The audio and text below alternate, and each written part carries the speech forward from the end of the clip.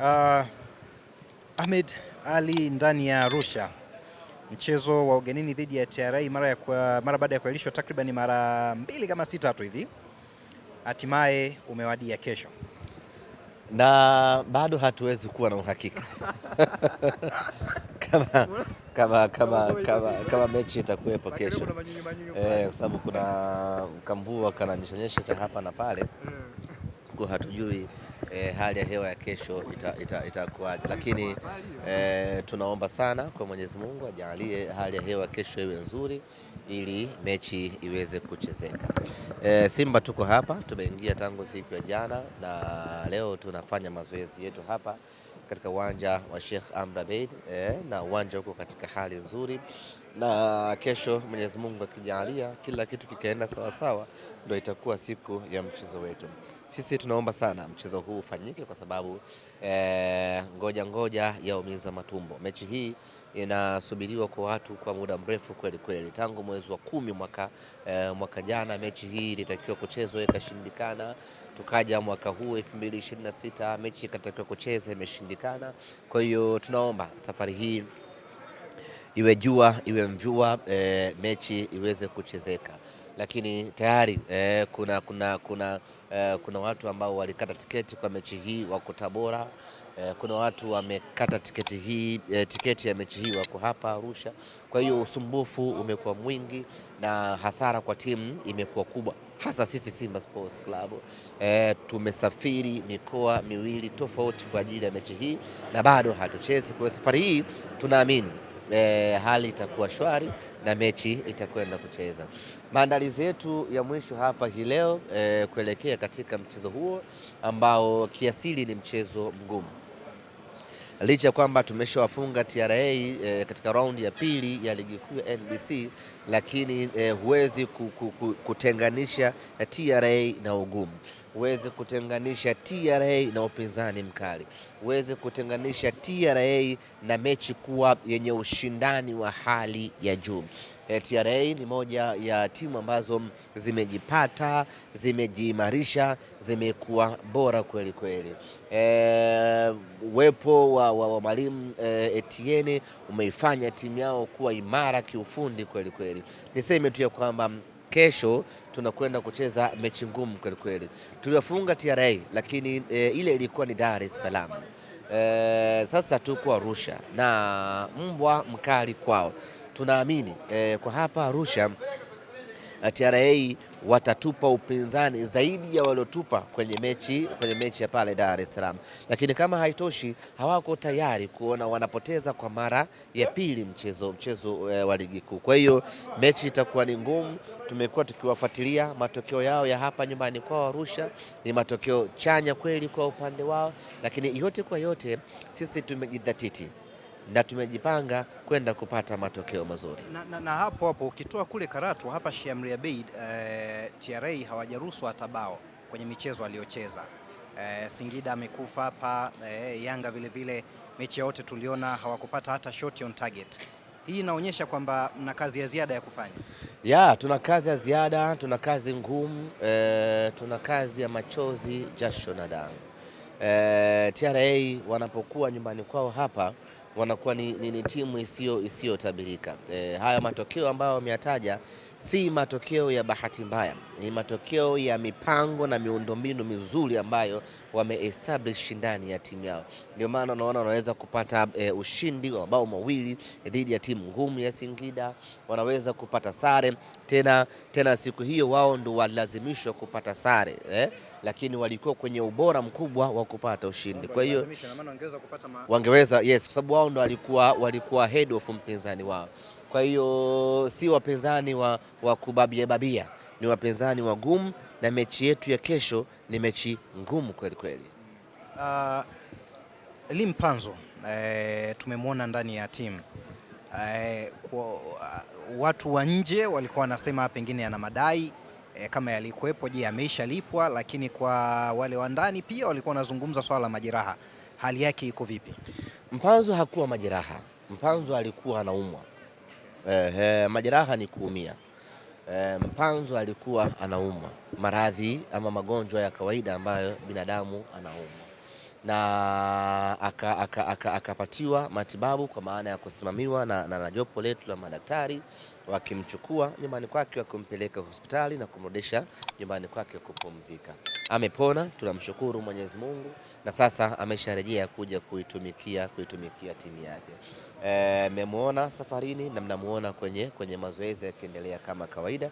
Ni jukumu la mwalimu Steven Becker kuona kama tayari ameshakwiva kiasi cha kutumika katika mchezo wa kesho, lakini hatuwezi kwa namna yoyote ile kudiskasi mkataba wa Mpanzu ambao unaanza kuhesabika mwezi wa 9 mwaka huu, tukaanza kuhesabia hivi sasa, kwa sababu yeye mwenyewe huo mkataba amesaini tu, lakini kuutumikia bado hajaanza kuutumikia. Mpanzu kwa sasa yupo kwenye mkataba wake wa awali ambao unaisha mwezi Septemba mwaka huu. Maana yake ni hadai hata pumzi.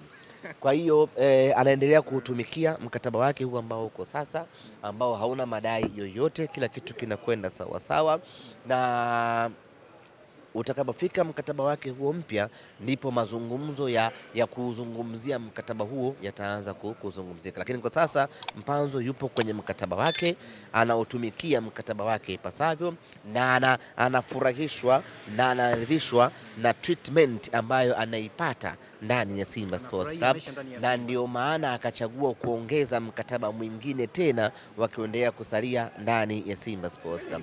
Hayo ni maneno ya watu ambao hawaitakii mema Simba Sports Club na hawataki utulivu ndani ya Simba, ndio maana wakaamua kuzusha namna hiyo. Na mimi niwaambie wana Simba, lazima tuwe na kipimo cha kupima. Kuna uzushi mwingine ukitolewa, mwana Simba tu na upima mwenyewe. Yaani mchezaji professional kama alivyo Mpanzu anawezaje akagomea kuutumikia mkataba wake wa sasa kwa sababu tu anadai mkataba ambao bado haujafika muda wake kuutumikia? Amesaini mkataba kwa makubaliano na klabu yake ya Simba, yote ambayo yanahitajika katika mkataba wake mpya yatatimizwa na ataendelea kuitumikia klabu yake pendwa ya Simba Sports Club. Watu walimisi Loemba na ile chenga yake ya Damaro ile. Manake ni muda mrefu hawajaona ile chenga ya Damaro, unaikumbuka semaje? Loemba amekosekana mechi 3 katika ligi kuu. Amekosa mechi dhidi ya TRA, amekosa mechi dhidi ya Coastal Union na amekosa mechi dhidi ya Azam FC. Amekosa mechi hizo kwa sababu alikuwa na majeraha. Aliumia kwenye mechi dhidi ya Singida. Katika mechi dhidi ya Singida, kwa sababu ya nyasi bandia, mechi ile ilitupelekea kupata majeraha kwa wachezaji wawili, kwa maana ya Ino Loemba pamoja na Baraka Mwangosi, ambao wote sasa wamesharejea uwanjani, na wengine waliumia kwa sababu ya nyasi bandia sio rafiki sana kwenye kuchezea mechi. Kwa hiyo wachezaji wengi wakitoka pale lazima wanaondoka na majeraha. Kwa hiyo aliumia katika mchezo ule, akakosa mechi 3 ambazo amezikosa. Mechi na Azam FC akawa ameshakwiva tayari kurejea katika uwanja, lakini kutokana na mwenendo wa mechi ile mwalimu alichagua kutomwingiza. Hakuanza, maanake ni kwamba pengine mwalimu angeweza kumtumia kipindi cha pili, lakini kipindi cha pili tumeingia, bado mechi ni ngumu, huwezi kuriski kumwingiza mchezaji ambaye ametoka kwenye majeraha, tena aliumia kwenye mechi unaofanana na Azam FC. Kwa hiyo mwalimu akastick na mpango wake, akafanya sabu moja tu katika ule mchezo, tukaondoka na sare bila, lakini Loemba amekaa vizuri na amerejea rasmi kiwanjani. Ikimpendeza mwalimu Steven Becker, kesho anaweza kumpa nafasi na kuendelea kuitumikia timu yake ya Simba. Bwana, mwisho kabisa neno kwa mashabiki, mfupa ambao Yanga washindani wenu walishindwa kutafuna hapa Sheikh Abeid, mnaenda kukumbana nao nyinyi. Tunakwenda kupambana na kabla sijazungumzia hilo, kwanza nataka tumzungumzie bwana mdogo Selemani Mwalimu. Amekuwa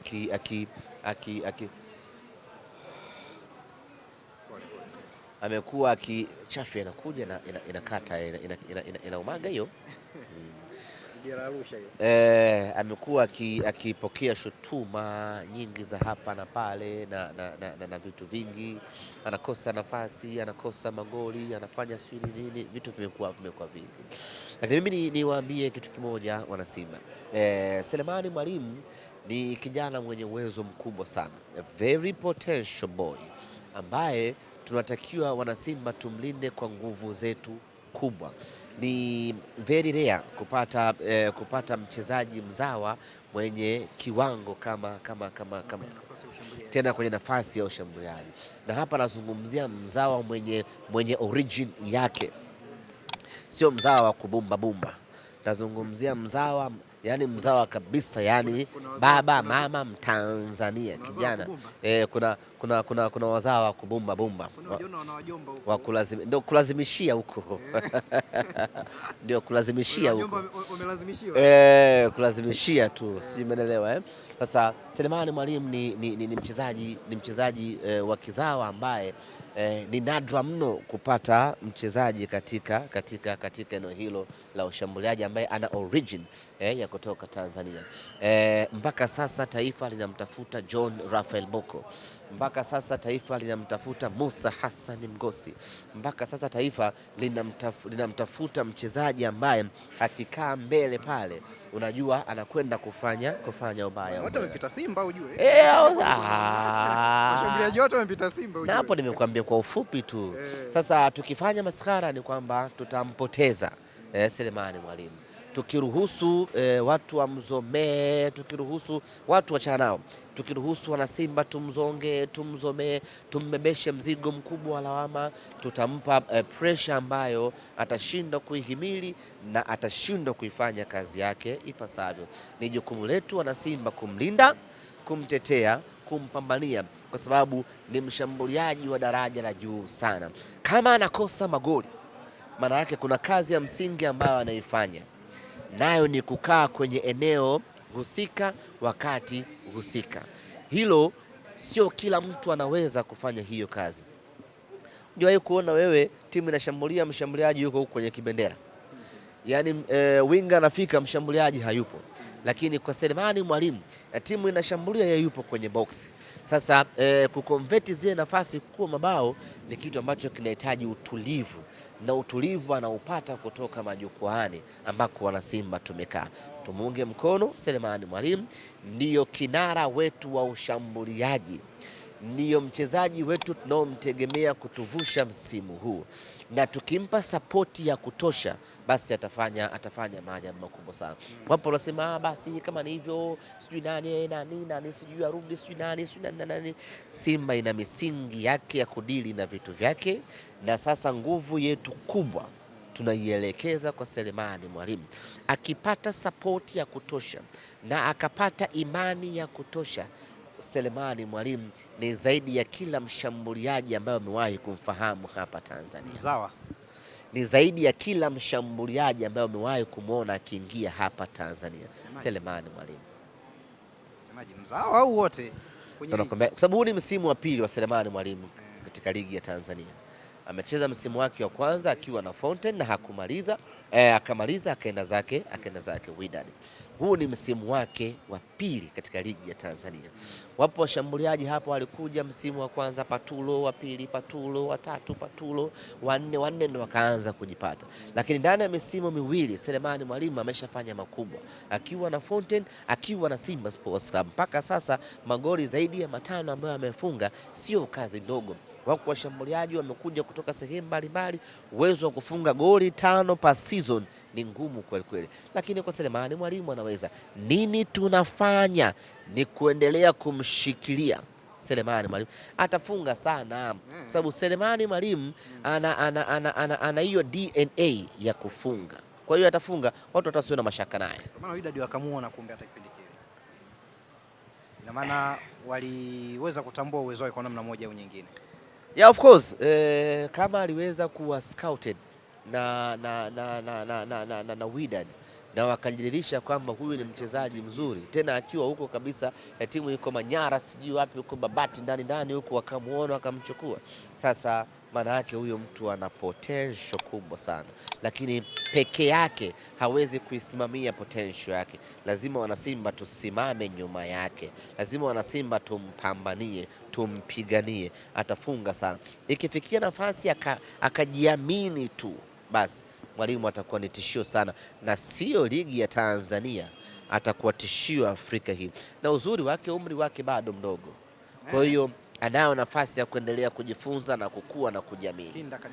Mtoto mdogo, nadhani 12 anatimiza leo kwamba under 18 bado kijana mdogo. Kuna baadhi ya movie haangalii bado kijana, na kuna baadhi ya vinywaji hatakiwi kunywa. Hiyo hatari sana bwana. Tuwaite mashabiki kesho.